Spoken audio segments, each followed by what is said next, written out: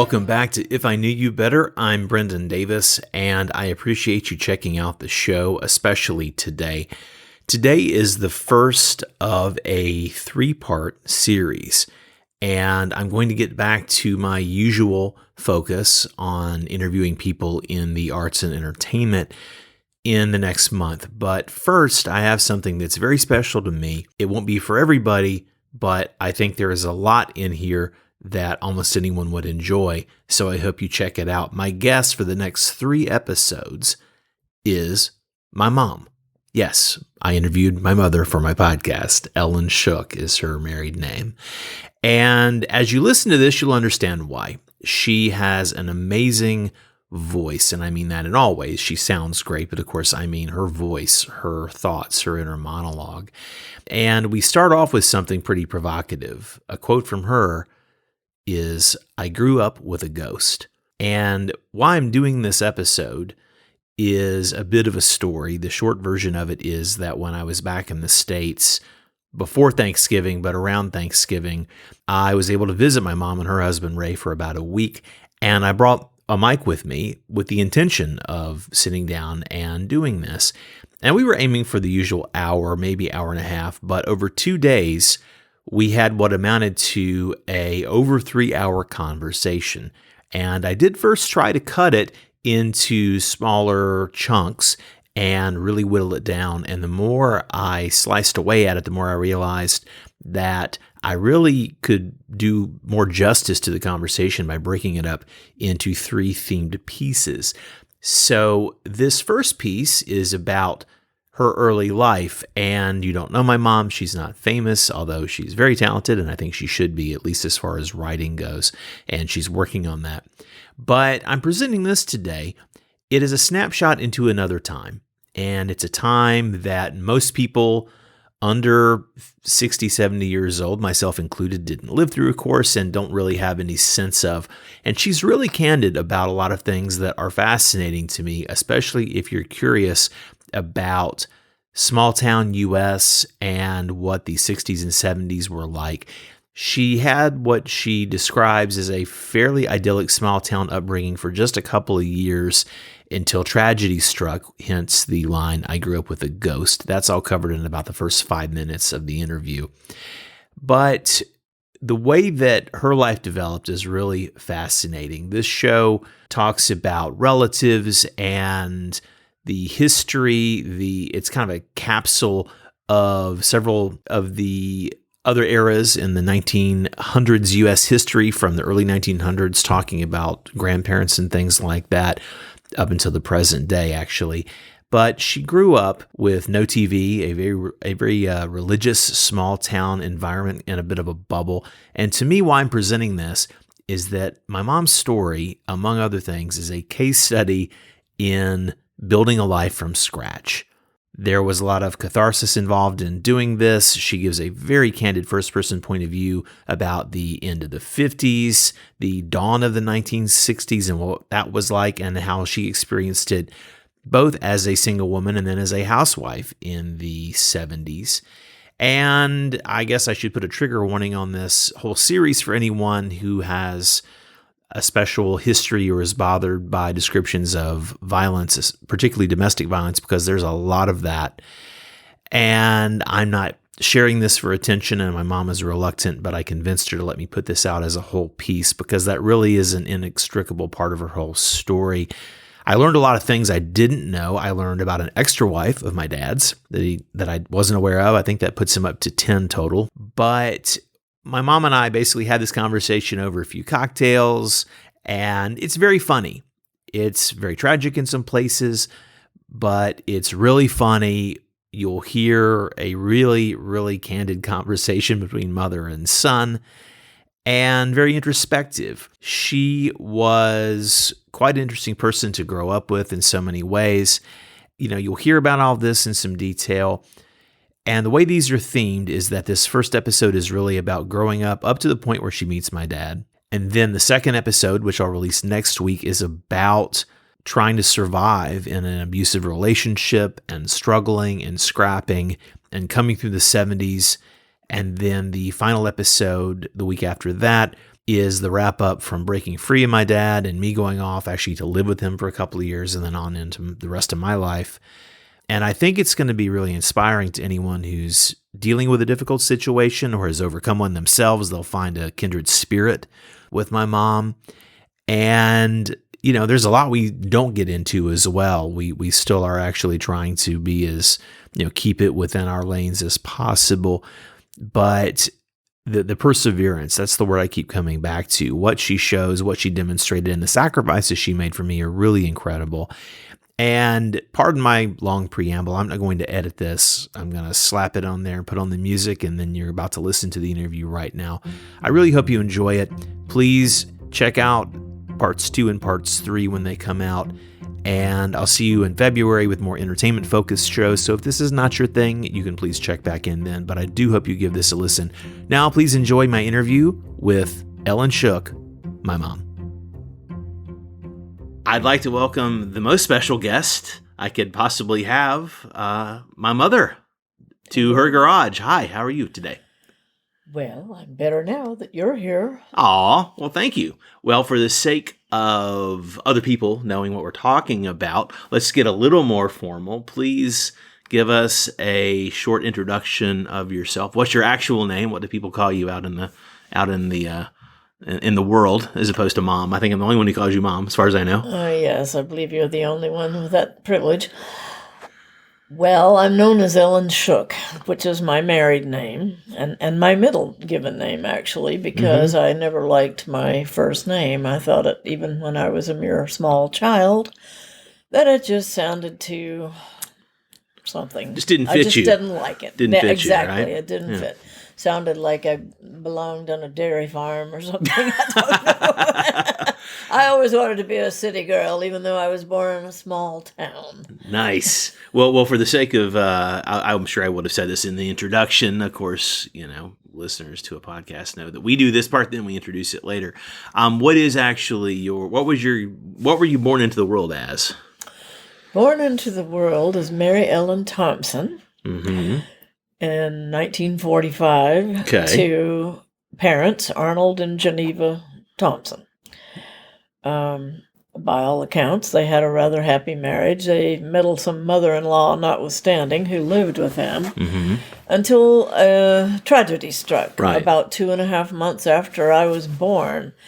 Their first child, who was 2.5 years old, was in an accident, and she was burned a little bit. Not seriously, but then when she went to the hospital, there was a very tragic series of medical mistakes. She was given too much plasma, she went into shock, then somebody gave her an overdose of codeine that was intended for an adult, and she died. And she was just like 2 years old, I think? She was 2.5. Yeah. This was your older sister, yes, Iris? I was 2 months old. Yeah. Her name was Iris. And so essentially, this changed my parents and the whole dynamic of everyone's lives forever. Yeah. And I grew up with a ghost, essentially. I grew up hearing, oh, Iris would have been so sweet. And Iris wouldn't have acted like you and all this. Well, in retrospect and what I've been able to piece together in ensuing years, I think my mother may have had some sort of a breakdown, which was probably understandable. Sure. Because it was such a preventable thing. Yeah. And she was blamed basically by my father's side of the family, although the blame actually rested on his charming mother who lived with him, who was not watching the child like she was supposed to. It was like some hot water from a cooking pot that got on her. No, I'll back up slightly. Okay. They had an old Ringer type washer. That's what people had back then. Because see, they were just. I was born right at the end of World War II, and so people had these old relics that were even 5, 6, 10 years older than that. People made do with what they had. This was the predecessor to a washing machine. Well, it was a washing machine. Right, but it's just that you had to feed the clothes through a wringer and to get the water out of them. And then over behind it, there was a big old wash tub, one of those big old galvanized tin things you can still find at Tractor Supply if you want one. But anyway, they would put boiling water, kettles of boiling water from the stove into it, and then when the clothes went through, where they were wringing the soap out, then they soaked in the boiling water. Well, she had just poured several kettles of boiling water into that tub. The thing was, the tub, this was in the kitchen, a tiny little kitchen in the bungalow house that we lived in. And the child's chair, the little girl's chair, sat in that spot usually. But she kept backing up to that tub, and they'd warn her, nope, your chair's not there, don't get there. Well, the doorbell rang. My mother said, I'll go get the door, told Grandma, you watch Iris. Don't let her back up. She went to the door, answered the door, and turned around, and there's Grandma right behind her. And she took off like a rocket, went back to the kitchen just in time to see the kid back up to the tub of hot water, fall in, and basically got third-degree burns on her little bottom and the back of her legs. Nothing that would be fatal had any of these things happened in this day and age. Right. The ironic thing is that my own mother, when she was about the same age, 3 years old, something like that, she grew up way out in the country where they had a big old wood stove. It was fired with literally wood thrown in there and set on fire, and it was a big old cast iron thing. She was standing up there on a little stool washing dishes in a pan of simmering hot water when she was 3 years old. Talk about your child labor on farms. Yeah. Anyway, somehow or other, a pot of boiling hot coffee got spilled on her. I don't know if she spilled it or someone knocked on it. Anyhow, she fell off the stool. It was just a mess.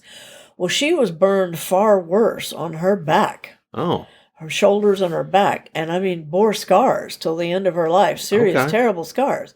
But out there in the sticks with no medical care, no modern medicine, no nothing, she survived. Yeah. Something far worse than what happened to her own child, which, she was taken to a hospital and treated and mistreated, actually. So anyway, I guess the whole point of all that is that I grew up with a ghost. My parents became very silent, very sour people. I think about the first year of my life. I don't remember this, obviously. It's just what I've been able to piece together. But I was kind of passed around to friends, family, one thing and another. Somebody looked after me because she could not. She needed some space to grieve and figure things out. Yes. Yeah. And so, that sort of thing. And so anyway, I guess eventually, they came from very hard scrabble backgrounds, and like people did back in those days, they were tough. They got over it and got on with it because they had to. Yeah. And so the next thing you know, when I was about 3, I had a little brother. And so when he was about 2, Grandma died. Grandma Thompson died. He found her, actually. It was his little job every morning to go get Grandma until her breakfast was ready. And he came back and said, Grandma's on the floor, Grandma's on the floor.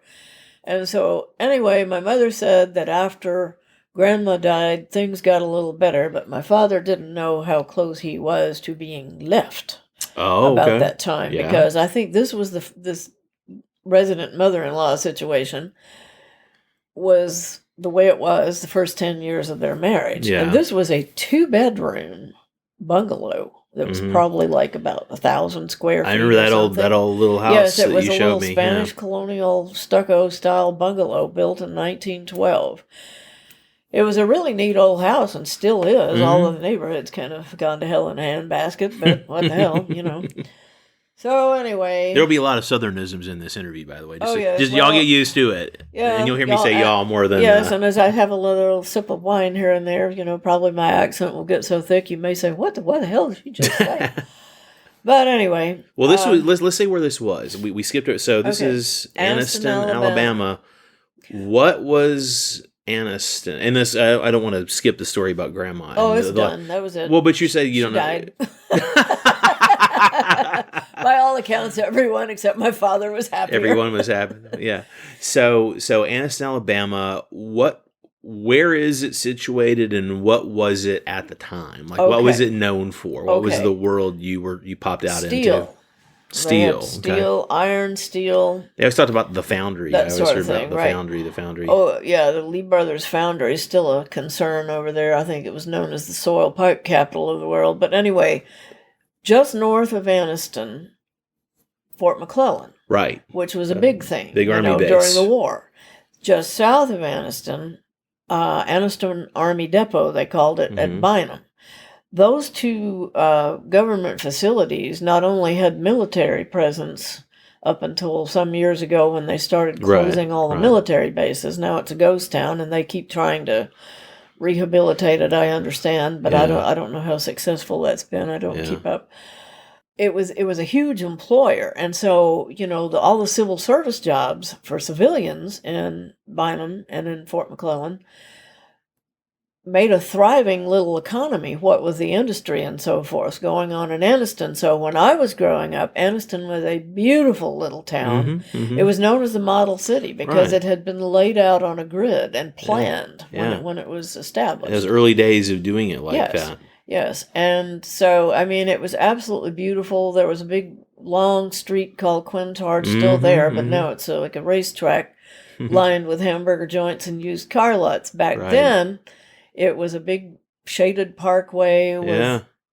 big old houses. Yeah, there's a big median in the middle full of trees, and actually it's funny because being Some from of that's LA, still there, one of the yeah. nicest areas, there's a San Vicente, if you go out like Brentwood area, north of Santa Monica, between Brentwood, I mean, there's this road called San Vicente.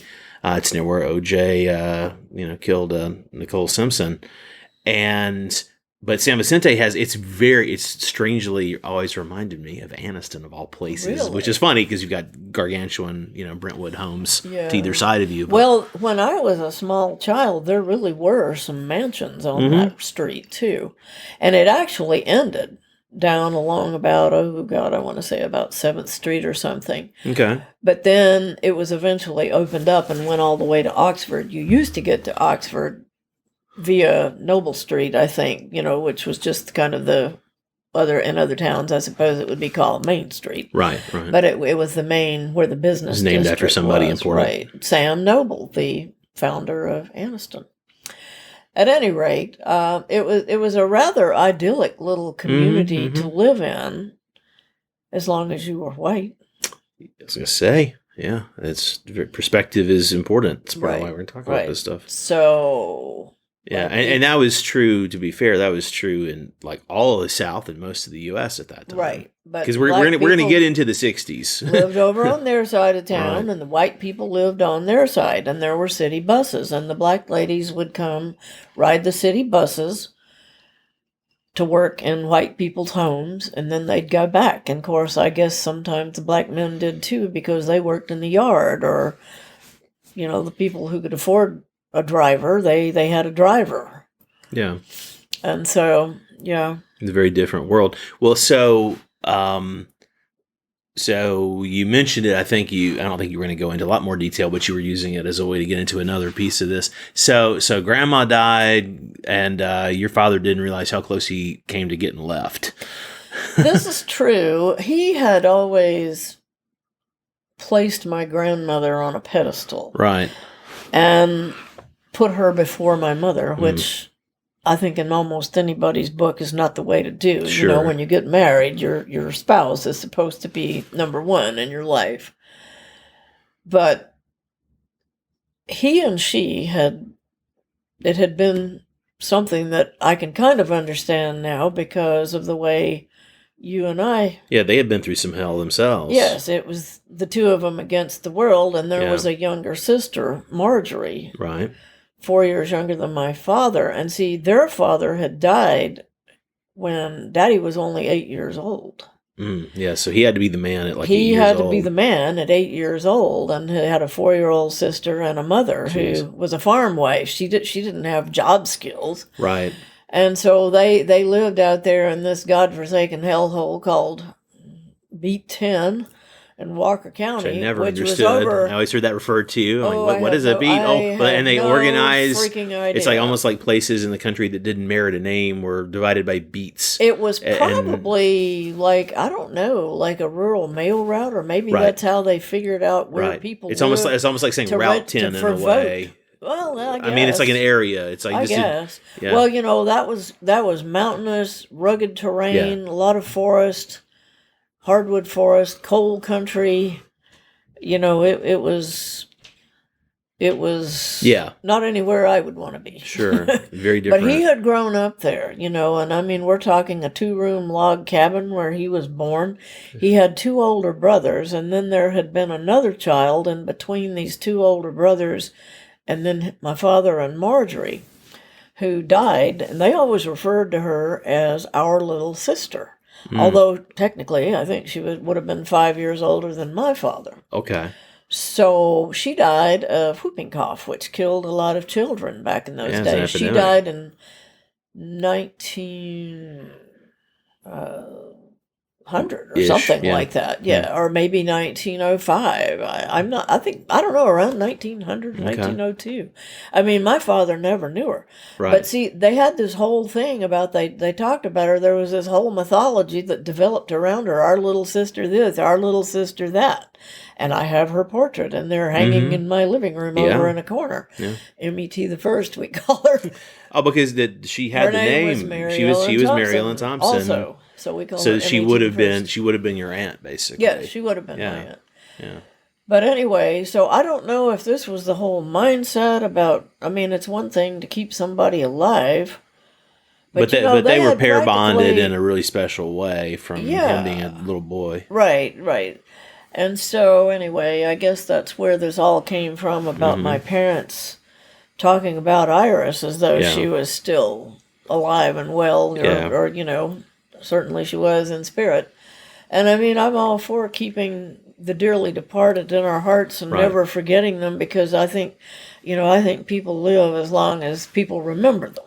True. And after that, well, I guess they're SOL. But And yeah, there are a lot of traditions historically that have that idea of remember somebody's name, and if you fall out of grace, but to have a then shrine, practically. Well, she mentioned it. I won't. I'll try not to sidebar too much on my own. I mean, I'm going to obviously interject a lot as needed, but I mostly want to hear you. That's why we're doing it this way. But Ma, as I called her, Ma and Pa. Yes, not Ma, but Ma, like MAPA, Ma and Pa. That's what I called them. So even when I was spending a lot of time with Ma, when I went to college my first year in Birmingham, and I would come back to Anniston about an hour and a half away to spend weekends a lot with her, do laundry, hang out. And she was still, she would refer to Iris really in the present tense a lot of times, like almost like she didn't realize she wasn't in the next room. Well, one point I was going to make is that both my parents, because they grew up, I guess, so poor, they seemed to imbue a lot of inanimate objects with a lot of significance, like things that had belonged to people who had gone before, the ancestors, even though they had no intrinsic value.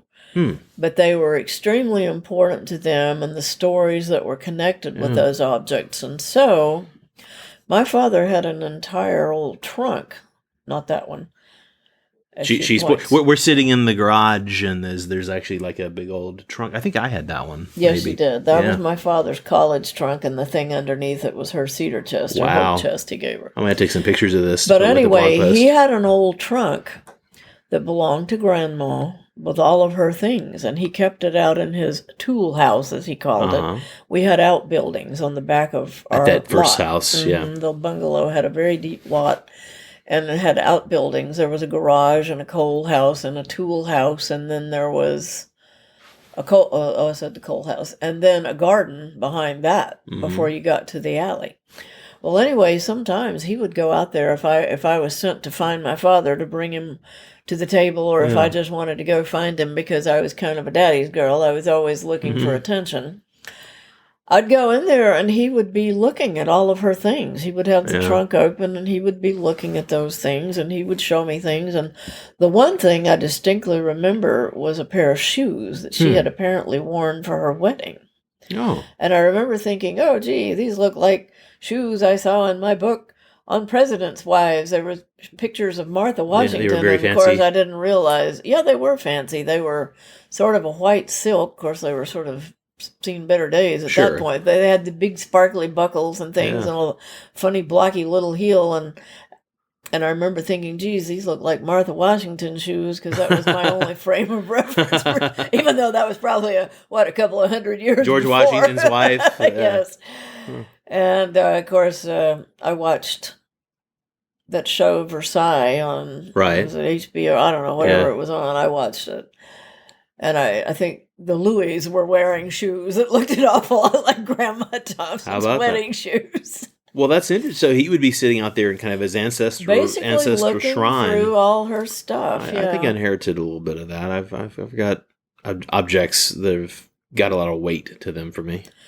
Well, I think most people do to some yeah, degree, I suppose. but I think I don't have know it if it's a more southern than other thing people. or Yeah. what, But anyway, but to tie all this Yeah. in, to say back to Iris, like up in the attic now, I have a little rocking chair, the little infamous little Yeah. rocking chair that she was looking for when she fell in Oh, the tub of hot The water. same one. Okay. Wow. So I still have that. Do you feel? You ever felt any charge on it? No, Like, no. I've never felt like it had any kind of soul or anything. It's just a decrepit little child rocking chair. Wow. But I still have it. Yeah. I used to stick it under my Christmas tree every now and then with a teddy bear or doll in Yeah. it. I think I've seen that. Well, and this is going to be this will be a nice in depth longer interview anyway. I want to move ahead a little bit. So with this background, what was? Let's get you into even like maybe even sort of your early teens. What was the world? What did the world seem like? How did you conceive of the world when you were a young woman? I'm interested, like your hopes and your dreams and your goals I as was you're kind of 10 going on 35. you well, understand? right. Well, talk about that. But I mean, but get yourself into your high school and your made up hair did, your approach to glamour and things. But what was the world like? I mean, you came out of this. Well, It was this very tense, weird scene. Probably it compared was- to our your house was friends, the very house seemed very silent. very And, strange, right? Right, and it was always strange to go to friends' houses who there was a lot of laughing and joking and affection. Yeah. And of course, people were getting TVs by the time I was in grammar school. We never had a TV. Right. We didn't have a TV when I made my jailbreak marriage at age 18 Yeah. and left home. Yeah. We'll get We to still that. didn't have a TV. Mhm. My father said, oh, they make your mind lazy, go read a book. So we read. Everybody read. Yeah. And as I said, the house was very quiet. We did Mhm. have a set of World Book encyclopedias. I had piano lessons. And then as I got a little older, I also got a flute. And I played in the high school band. And I Mhm. was first chair for a long time until some little usurper took my first chair when I was a senior. Are you still holding a grudge on that? Well, not really, because she kind of went on to be a professional musician of a very Oh. high caliber. So, Wow. So you can I say guess I couldn't. You were couldn't second be- to her, then that's pretty so I good. guess maybe but I was a little PO'd, I must admit, when the band director, when we did our little testing. Yeah. I don't know. There was some sort of a testing Sure. procedure every 6 weeks where we got a grade and all that, and he gave her a half a point. He gave me 99 and a half and gave her 100, and then I thought that was incredibly subjective. Wow. But she did have a Having she had a taught college, fancier it was. flute than I did. It was, but Yeah, Yeah. I know. But she had a fancier flute and a richer daddy and so forth and so on. And well, it sounds like it helped propel her along her way. But for you, possibly. I was highly pissed anyway. well, look, you mentioned. So talking about hopes and dreams and goals, and you went ahead and mentioned jailbreak marriage. So how are those two things connected? Well, back in the day, let's see, that would have been about 1963 when I finished high school, I think. And I jokingly said a few minutes ago that, I was always 10 going on 35. That's really not a joke. I used to spend It's not too much of a stretch. I used to spend my allowance on movie magazines. They were called Modern Screen. And, It's a classic. I don't remember all the names of those things. But anyway, I bought them as they came out. And I spent hours in front of the mirror trying to concoct cosmetics.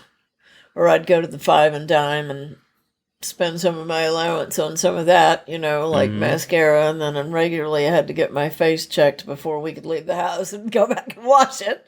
But anyway. To scrub off yes, your and I war think paint. I was the first person in Anniston who ever teased her hair because I slavishly followed the directions in 17 magazine or something. But anyway, by the time I was in high school, I was more or less convinced that I was going to Hollywood and be a movie star, and I think I'd always been on that trajectory.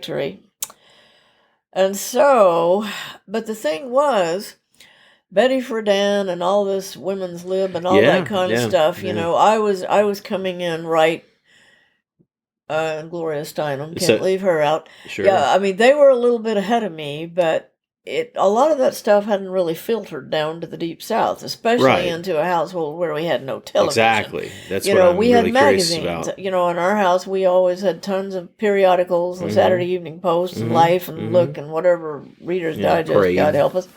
But we always had magazines.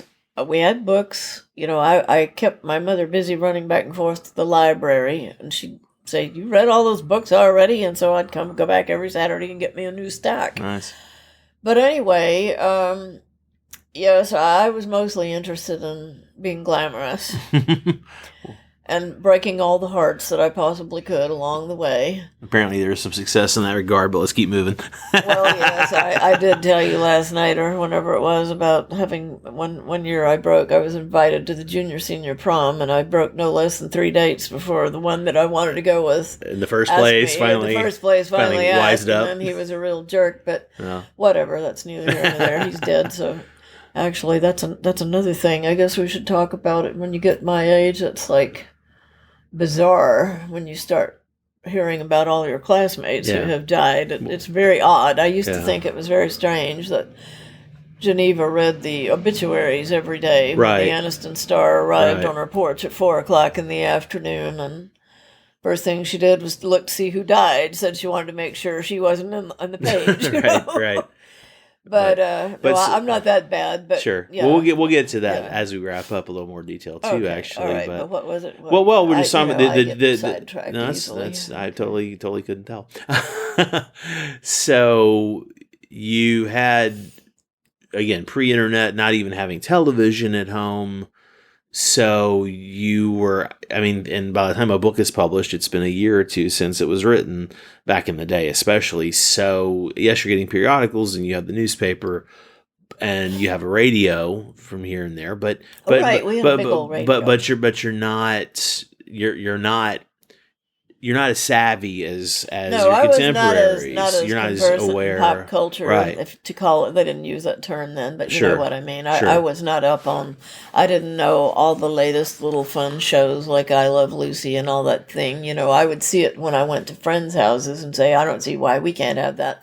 Well, that's silly. We don't need one. Well, did you feel that disconnect? Like you already talked about the family dynamic of seeing people. Yes, I did you to feel some did you degree. feel like I very behind much- the curve with Oh, things yes, like that? I very much lived inside my own head in a fantasy world, reading my magazines and imagining myself in Hollywood, being taken to the Brown Derby in a limousine and being surrounded by glamorous people and living a fast lifestyle and being on a movie set and so forth and so on. Which is about the least glamorous place Oh, you're going to spend your time, as you know now, having watched me you as in a action. son. Yes, that's true. But It's about 99%. and God help those poor women like Judy Garland and all those women of that era who were owned by the studios and or somebody. and their lives were basically designed by publicity agents and But so you mentioned, I mean, you're coming of age in early 60s. The 60s, as people think of it, of course, was later in the 60s and the early 70s when it sort of ended.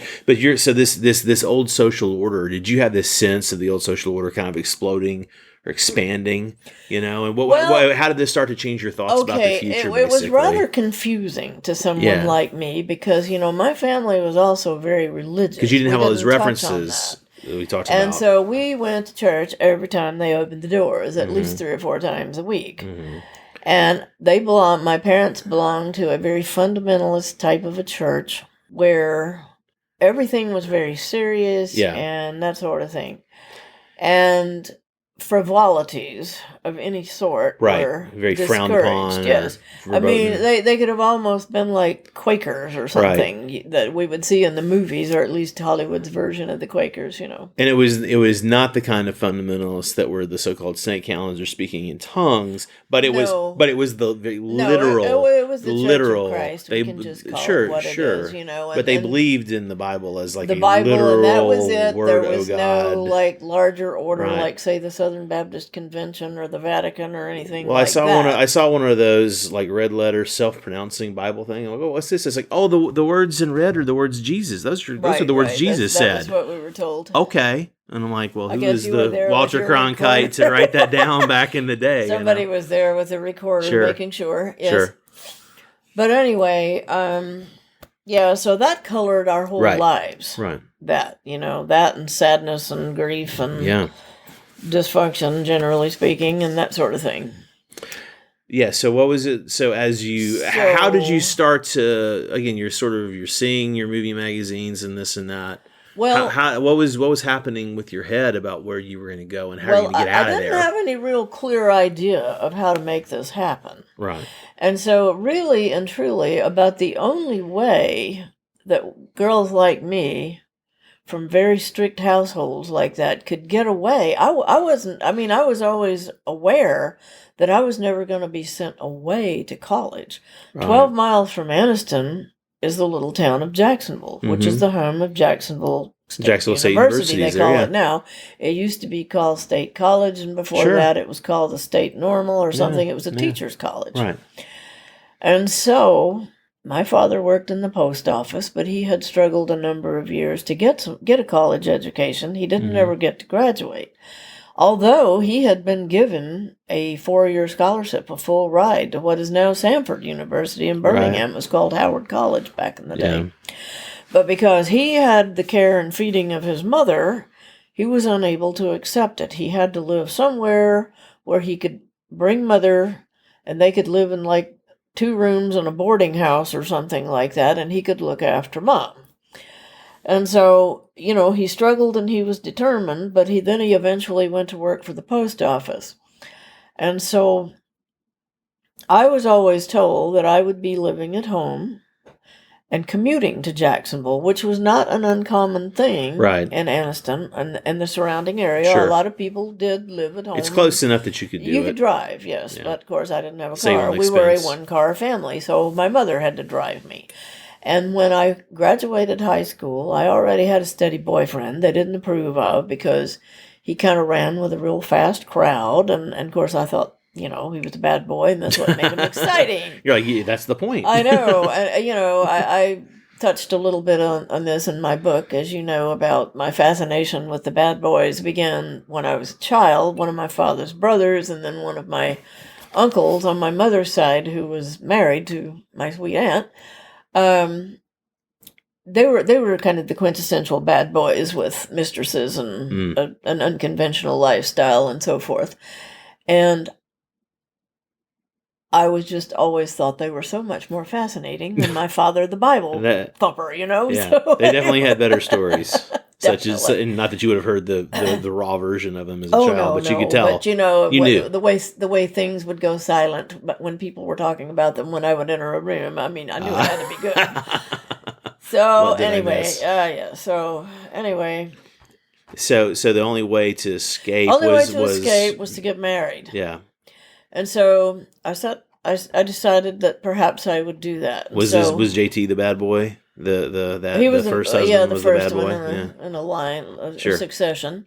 But anyway, he was the baby of a family who had their own weird dynamic going. His father had died when he was 16, and all the others were older and out of the house. Mm-hmm.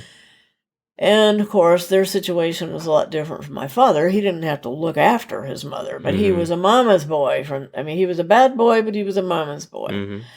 And he could never, ever let go. Mm. And he ultimately died in his childhood bedroom in her home with her down the hall. Mm. He killed himself. He killed himself. Yeah. But anyway, many decades later. Years ago, yes. I mean, a couple, not that many, a couple of decades after that, I guess. Was he in his 30s, 40s? He was a little past 40. Okay. But anyway, so he gave me a really tacky little engagement ring that I was so proud of when I was 18, and then we got married. And my parents gave us a wedding that was, in retrospect, that was fairly tacky too, but I guess, at the time I thought it would have to do. Did it seem like the best they could do, or like they were going through the bare minimum motions? No, it was the best they could do because, see, they were of the opinion that, well, they figured that was we it. don't like this, and this is it. She's out of our hair. She's been a pain in the ass since the day she came in the world. We're gonna marry her off, and we'll be shit of her. Wow. So, pardon me. Sure. At any rate, I cried all the way through the wedding ceremony. With joy?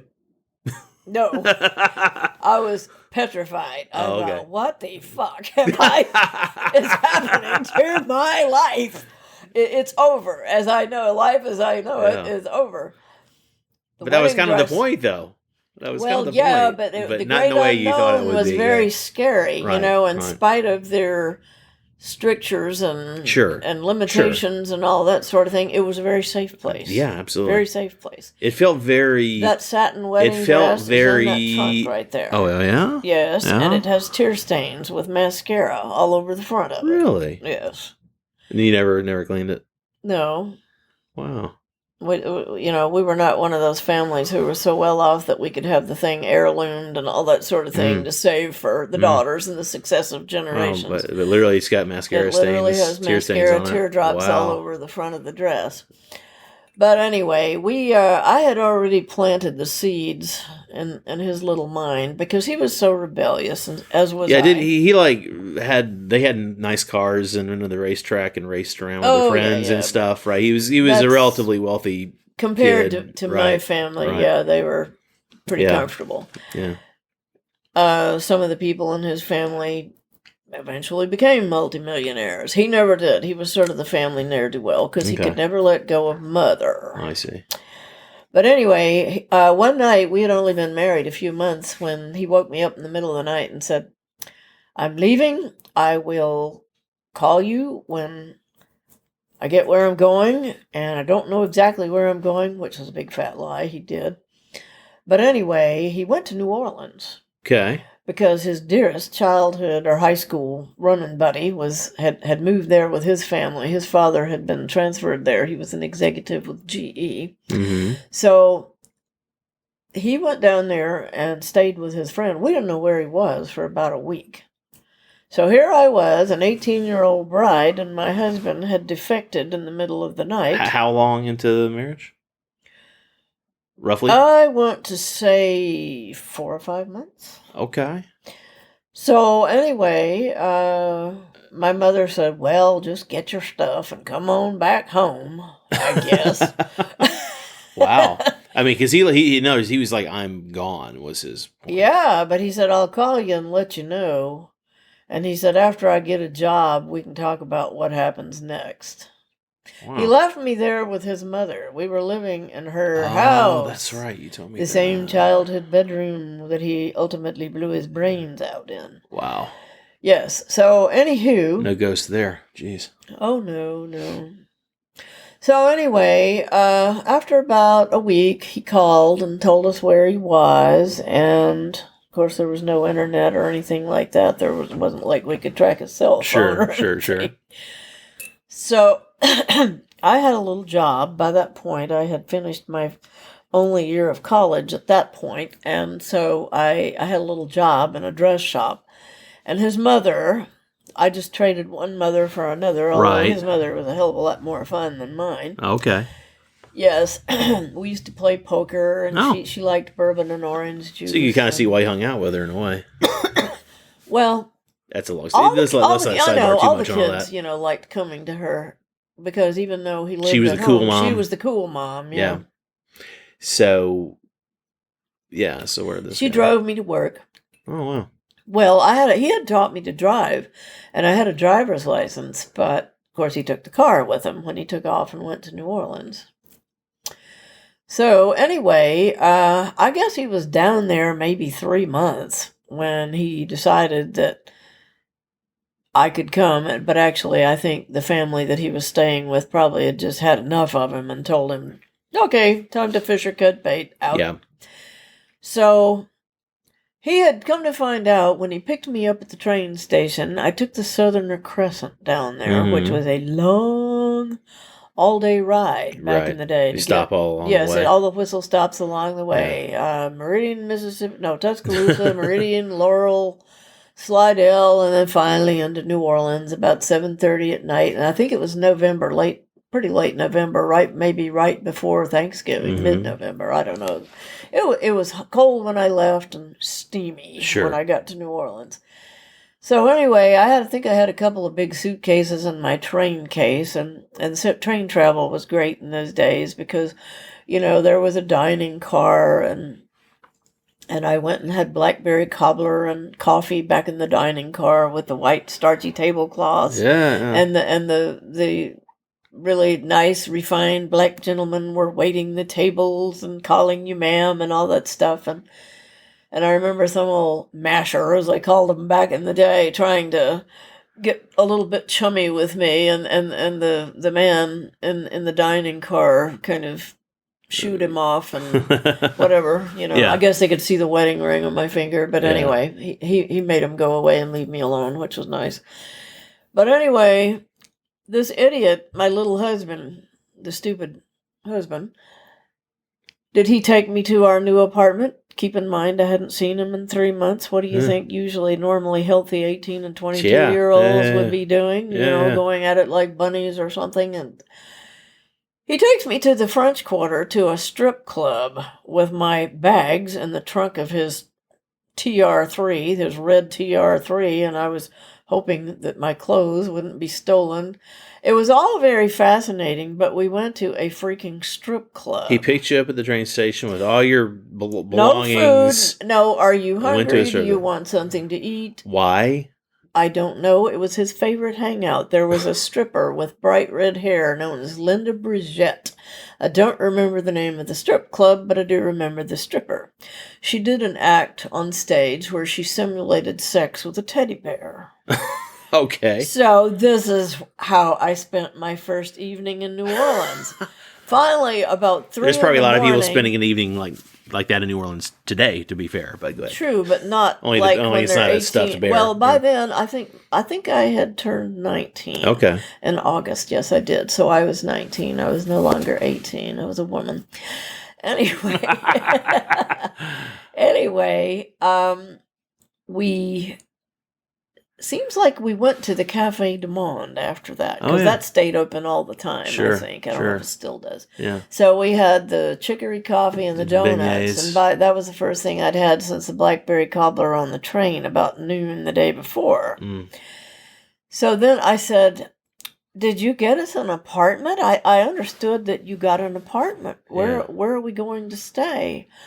"Oh, we'll get there." Well, so he drives, and here we are, and I'm not really much of a drinker in those days, especially, and so, I don't know how many Cutty Sark and water, that was his drink, so of course that's what I had to have too.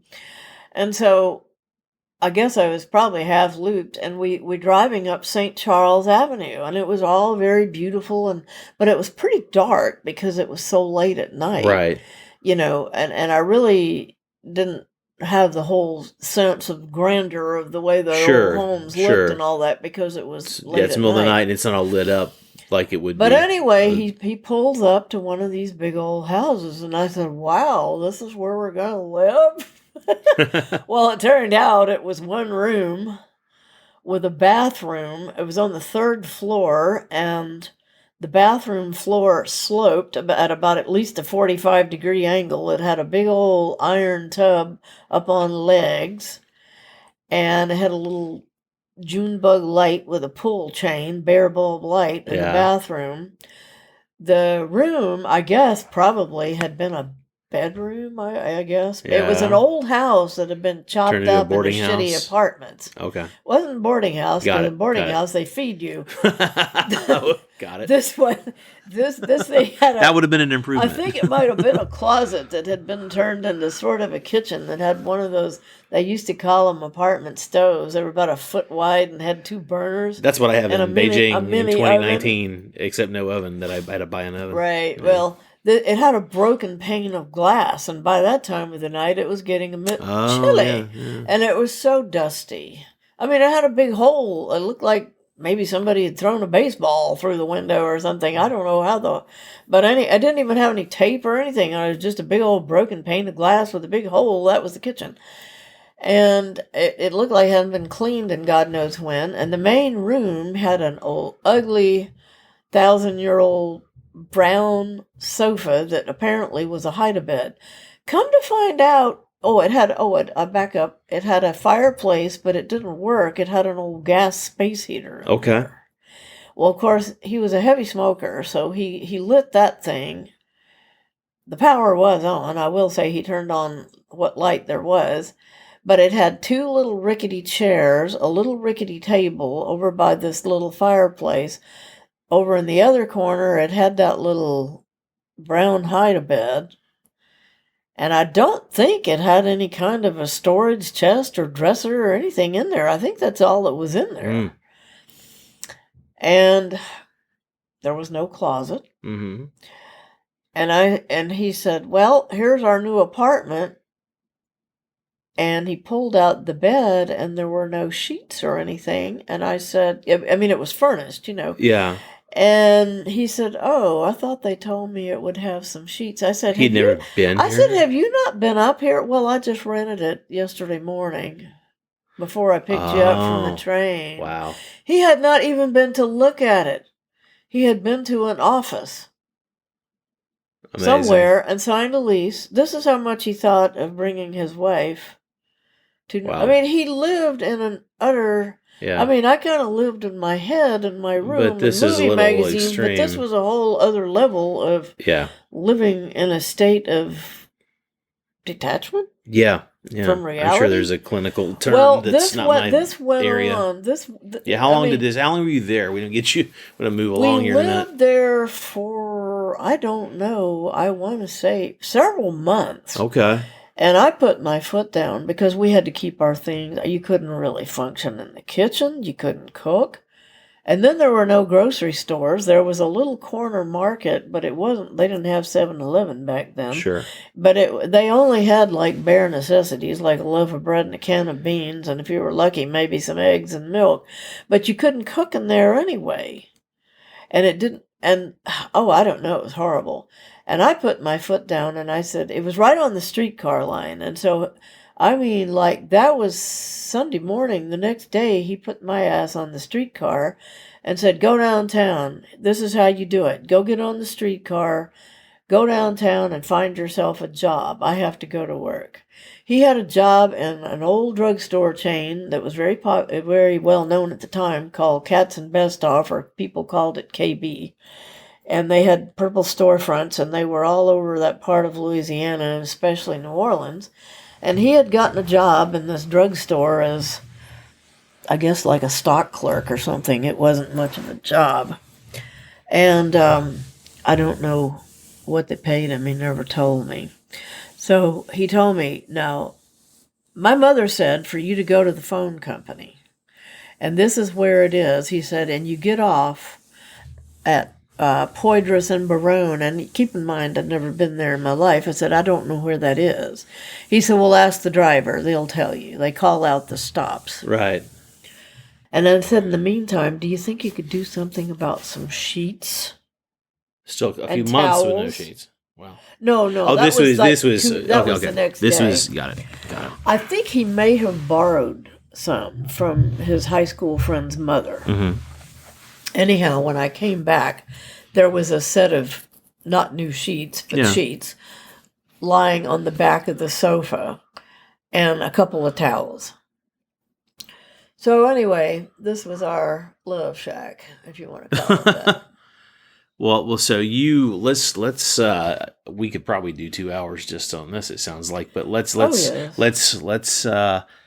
so you got out of there. Where'd you go from there? I put my foot down and said, "You get us a place to live," because by that time I had gotten hired by the phone company. And I was trained, and they offered me a job as a service assistant, and then said, "You want to be a GCO, group chief operator?" That was the only place I went for a job interview, and they hired me immediately. Well, then they didn't want me to stick me in there at the switchboard. Then they're promoting you up? They wanted to put me over in an office with great 9 to 5 hours in a different facility than that.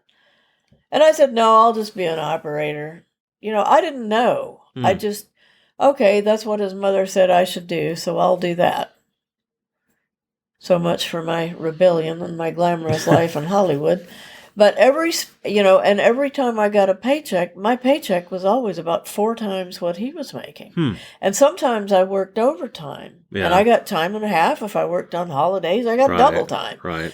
He put my paycheck, when he got my first paycheck and put it in his bank account, which I couldn't sign checks on, do you know what he did with it?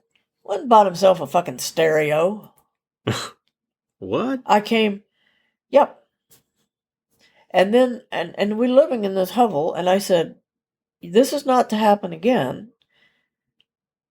We're going to move someplace else."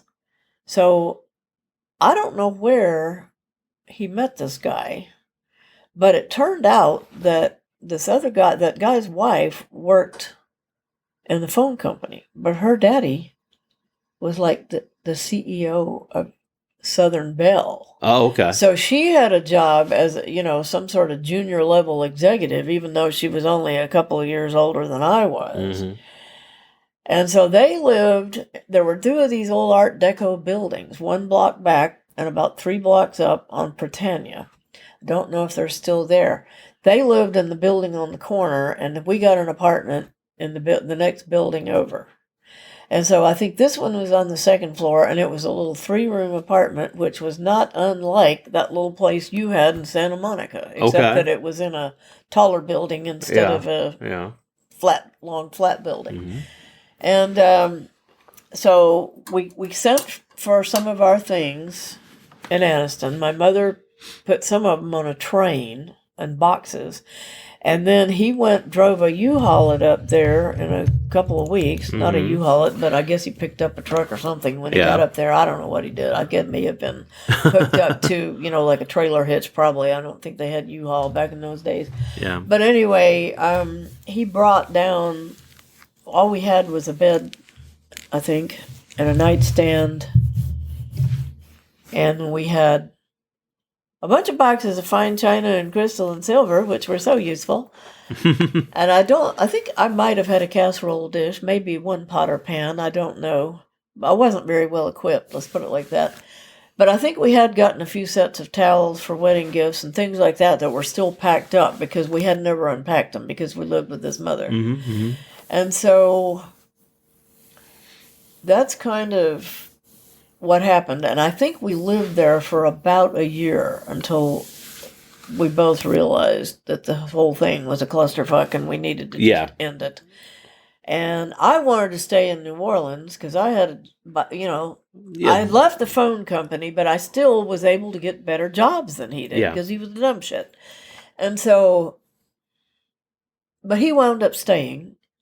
And I went home. Yeah. And during all that 2nd year, when we were living in that little apartment, was in 1965, when they had Hurricane Betsy, which did so much damage. And that was a whole other traumatic chapter in life in New Orleans. And I was still at the phone company then. And I was safe because we were in that big building that was like a fortress.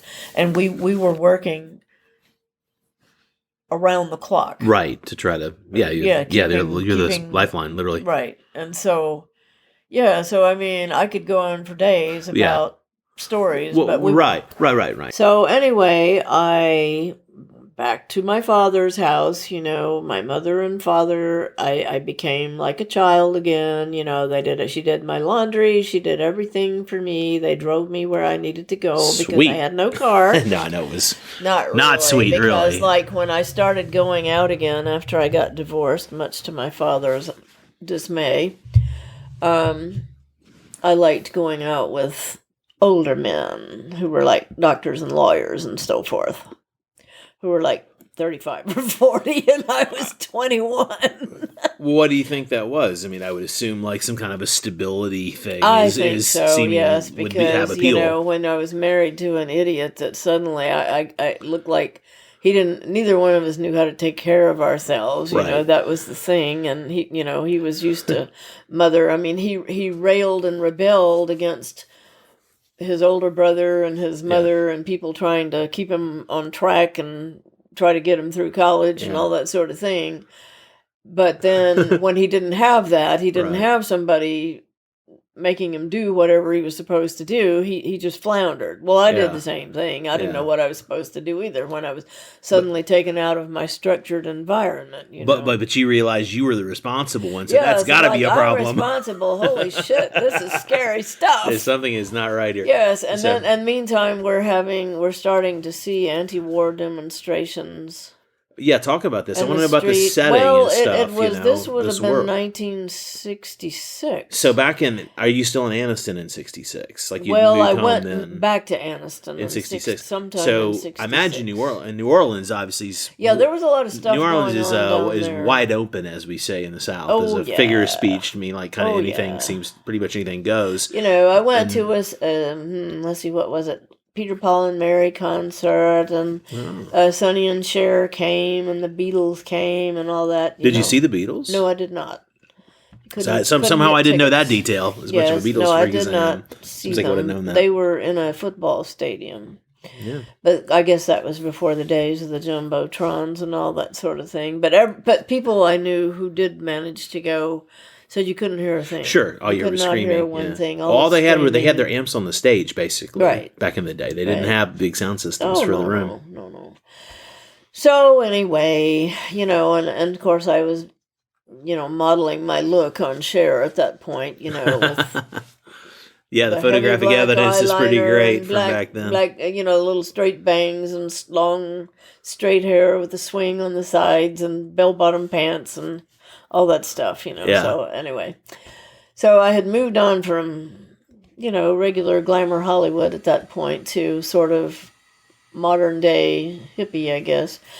But anyway, back in the homestead, and by this time my parents had moved. They built another house. So you moved into the house that I actually Yes, that knew, you knew. that Yes, I the also one on Thomas Avenue. Yes, came up and in. so it was a new house, and it was so nice to move into a place that actually had reliable hot water, and someone cooked and washed my clothes and everything. Right. So It's a pretty sweet deal. I was a child again for about an hour until I was chomping at the bit, An hour. and I was That's very, funny. very upset about, somebody trying to oppose a curfew, said I had to be home at 11 o'clock like when I was in high school, for God's sake. And I'm amazed that I got any dates at all, but, they were flocking. Sure, so- sure. As they do. Yes, and so I went back to my little job in the dress store, and then my father decided I should learn to do something that he thought was more respectable, and so he sent me to business college. He refused to send me back to Jacksonville. And so I spent my time in the mornings in business college, and I walked the 3 blocks up to the dress store in the afternoon at lunchtime, and business college was a total joke. I don't know what kind of charlatans were operating that place. I did not learn one thing. I learned no typing, no shorthand. I did not learn anything about filing systems or any of the stuff that, you're supposed to Yeah, the learn basics back in of those working in days. an The office. basics of being a secretary, I guess, in those days. Really, all you had to do was look cute and you'd get hired, and then they would have the ugly chicks in the back who were doing did the the- actual work. Who did the Who work? knew how to type and take shorthand.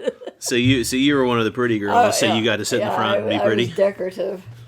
But anyway, I didn't find a job there, and I wanted to leave. I think I had lived at home maybe, I don't know, another 9 or 10 months or something, and I just couldn't Long enough take to be it any. climbing the walls, probably. Yeah, I don't know. It might not have, probably 8, 9 months. I don't know.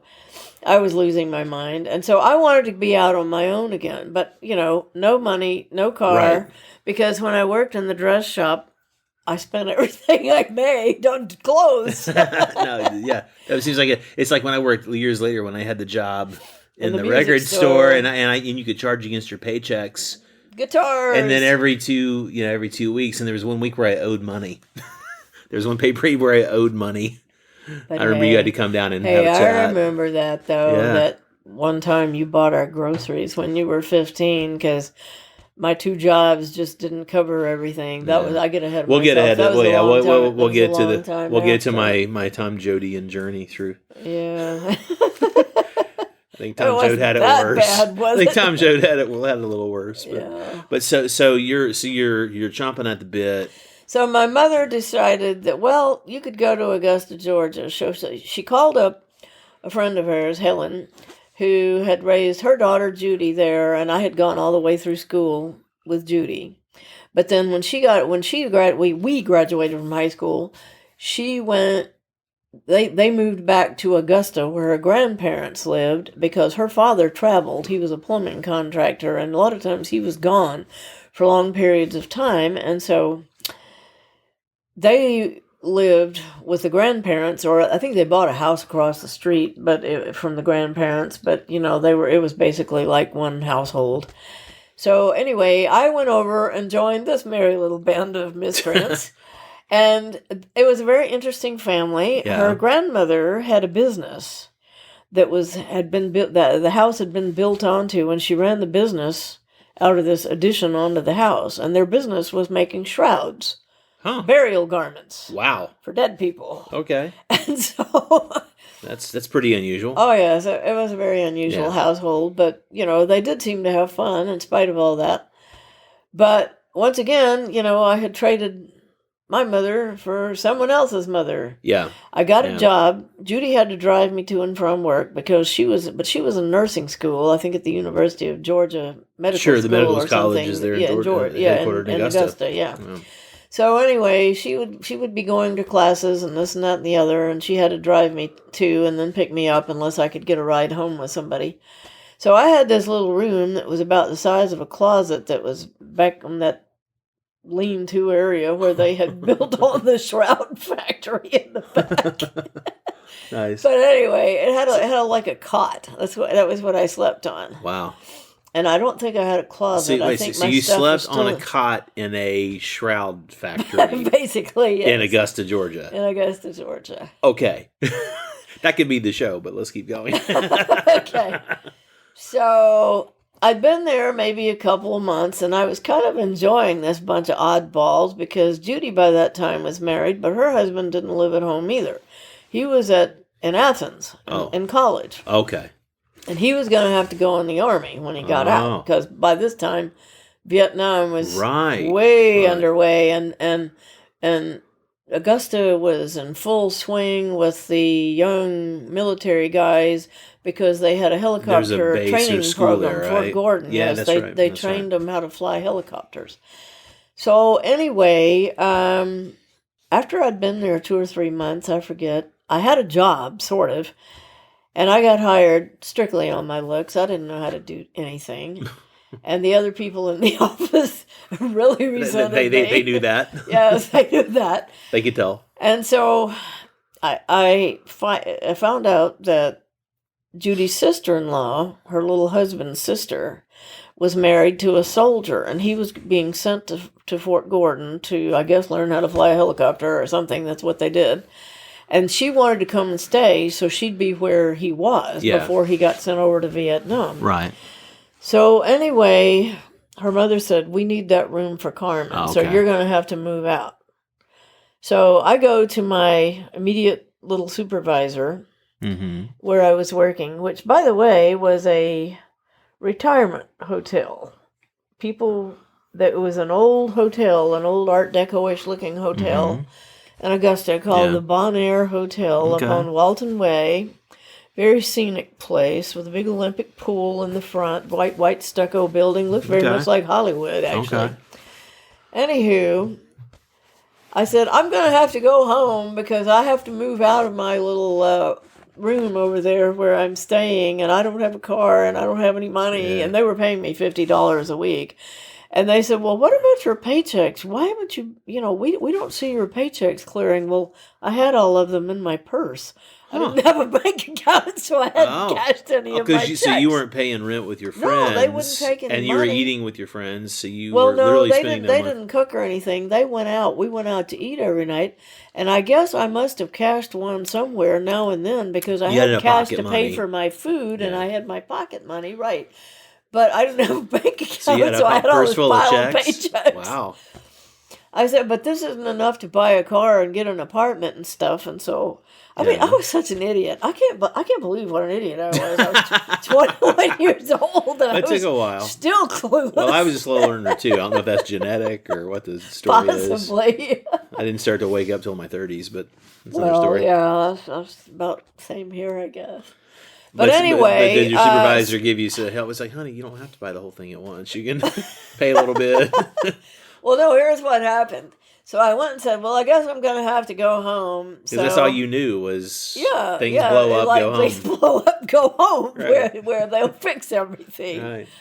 So she said, well, I think we can work something out. And I said, but I can't live on $50 a week. So anyway, next thing I know, the old Letch who owned the place, the hotel, and a number of, he was a real estate developer. Not unlike the current occupant of our White House, except he wasn't quite that pseudo-rich, I suppose. But anyway, he was a little... Oh, God, I'm trying to think of a polite word. I can't think of one, so I won't say Well, you've already one. said Let's quite a just few say times. he was a skirt chaser. Let's put Sure. it like Oh, that. I got it. Yeah, he was married with 4 children, but he was a real skirt chaser. And so he'd had his eye on me. I think he was the one, I found out how I got hired was he saw me sitting, waiting to be interviewed by the woman known as Barbara the Bull, who was his personal assistant. Yeah. And she kind of looked like a bull with a wig. And She she no, did literally no wear a guff, wig. probably. And she hired me against her better judgment, I'm sure. And stuck me in the front office, answering phones, but I couldn't ever quite get the hang of how you worked that rollover phone thing. But anyway, I did the best I could. There's probably still somebody on hold right now. Possibly, or they died waiting. I don't know. But anyway, he walked through to his office and he said, "Who's that girl out there?" And she said, "Oh, she's just somebody here applying about the junior secretary's job." He said, "Well, I don't care if she can do anything. Hire her. Put her on the front desk." Oh, wow. Wow. So anyway, I guess I was fairly cute, but So women's lib. No, go ahead. We're getting there. right, yeah, it was a long Well, this time. is the before I counter was narrative. Woke. In Took our- a long time yes. to get woke. Yeah. But I mean, I was aware that all that was going on, Sure, but it did sure. seem all those women were rather homely, and they didn't ever seem to shave their pits or wash their hair or anything. But I liked their ideas. It just I didn't want to look like that in the process. Sure. There's a middle ground. Yeah, there's middle ground. Well, anyway, it took a long time. But anyway, so that's how I got the job. That's awesome. That's how I got the job. So I told Barbara, well, I guess I'll have to go home. So I'll call my daddy and I'll get him to come get me this Saturday. And so I won't see you anymore. Oh. And so that afternoon, she comes back and she says, Like old man. Mr. Bible, Smithers is- that was his name, if you can believe Bible. this. J.C. Bible. Can you believe Bible? that name? Yes. And he Okay. was about the least, the name was about the least appropriate. that was his only acquaintance with the, Yes, with the it was concept. much of a misnomer. Yes, but anyways, Mr. Bible says that we'll just give you an apartment here at the Bon. So yeah, you worked in a hotel, so It was an old Okay, hotel, okay. and see, these people would come down and retire, and it had been sold as a great place to retire with all of Augusta's golfing and Yeah, yada yada yeah. yada. But what they didn't tell him was that it was this ancient old building with those clawfoot tubs once again, and bad plumbing and bad heating and Yeah. noisy radiators. Not and comfy for anybody, it especially was an old person not who's you not know some the rich best of Yankee's health. idea of a great place to retire like Miami or something. So they move in, hang So out a I minute, and moved get out of there. in. They gave me like a big room with a little bathroom and a closet in the middle, and then another little room that was my sitting room. I had Okay. 2 rooms, Wow. thank you. Fancy. We did have to eat in the dining room. Oh, I like that bird. Oh yeah, We're in the birds. garage, and the windows are closed because it's late fall, and it's getting cold. But here are the birds out there. It's very nice. Please continue. They're enjoying your story. Okay, so I moved into the old folks' home, and the menu in the dining room was always oatmeal in the morning or something really soft like that. And then at lunch, we would have creamed spinach, and, there was sort of a rotation of chicken loaf and creamed spinach and mashed potatoes and things that didn't require a lot of chewing, if you Right. get my right. And our food was really awful. But anyway, I guess I had been living there for a couple of months. And I was really bored because I didn't have a phone. You're living in my in a retirement room. home. I was living and in a working in a retirement home, and everybody went to bed with the chickens. And so, and the office staff, they were all young Army wives, most of them, except for Barbara the Bull. Her husband was a district attorney, I think, there in Augusta. But anyway, but there was none of my office crew around. Right. And so I would go down and hang out with the desk clerk, who was a basic alcoholic, the guy, because they did take a few transients. Okay. So I would go down to the lobby and sit with a desk clerk who was 3 sheets to the wind by 8 or 9 o'clock. Just go keep him night. company Just while he's company for both of us until I had to leave and go back to my room. And, I had attracted the attention of some of the cute little second lieutenants who were getting down there to get their flight training and all that. And I had a couple of those guys that I went out with during that period of time. And there was one that I even went and pinned his little bars on him and all that. And he wanted to get married and bought me some little rings and all that, which I did not accept. So I guess he was busy off on training or something. He wasn't around. You were sort of seeing him a little bit. Yeah. But see, some of those guys were living in there. They in order to fill space and get money, they had some kind of a deal with Fort Gordon where they let those guys, some of them, tutor a room or something. Okay. They let them stay there while they were there at Fort Gordon. And so, because I think there had been such an influx of troops, they couldn't house them all out on the base. So they had to find places for them in the city. So anyway, I was hanging out down there one night with the desk clerk, and he was telling me some kind of wild tales, as I recall. And they usually got funnier the drunker he got. No doubt. And here comes this guy in this terrible rainstorm. And he had a suitcase, and he looked like he was really mad. And he walked up to the desk clerk and said, "I need a room, and I don't know how long I'll be here." And the first thing I ever noticed about him was his hands. He had beautiful hands, very long, slender fingers, and I noticed he was blonde, and he's kind of old, I thought. But anyway, I don't normally go in for blonde men. I like tall, dark, and handsome, like my present husband. But anyway, I noticed him, and so I made some kind of a wisecrack about something, and he turned around and looked at me like I was a roach that had just crawled out of the corner or something. And so anyway, that was your father. All right, my intro was long, so I'll keep this outro brief. I hope you enjoyed this first piece of the 3-part interview with my mom. Check back next week. We will have the episode where we pick it up where we left off. And there's a lot to say here. There's a lot that's coming up. At the end of this series, I'll have kind of a longer closing segment. And I would love to hear from you what you think about this. please visit me online. You can find me on pretty much any of the social networks, etc. My website is crazyinagoodway.com. It's basically a bio page and a contact form at this point because I'm restructuring it, that you can reach out to me via crazyinagoodway.com if you have some feedback or thoughts. And I would love to invite you to follow my mom's Instagram. I will put that link in the show notes as well. Her name is Ellen Shook. Thanks again. This is Brendan Davis, and I'll see you next week for part 2.